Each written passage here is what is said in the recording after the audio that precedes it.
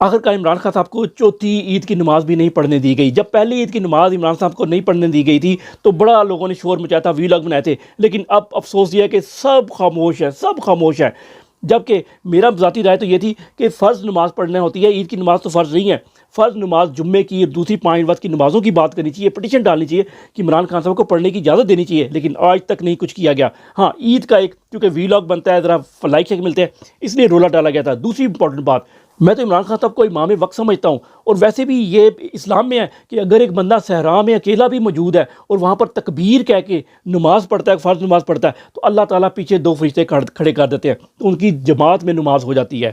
اور عمران خان صاحب تو امام وقت ہے، ان کے لیے پرواہ نہیں ہے مجھے، لیکن افسوس اس بات کا ہے کہ آپ لوگ جب باپ مرتا ہے تو ایک عید پہ تو اس کے لیے فاتحہ شاتحہ پڑھتے ہیں، اگلی عید پہ بلا دیتے ہیں، اور ویسے ہی آپ لوگوں نے عمران خان کو تو بلا دیا اور وہ ابھی زندہ ہیں۔ افسوس۔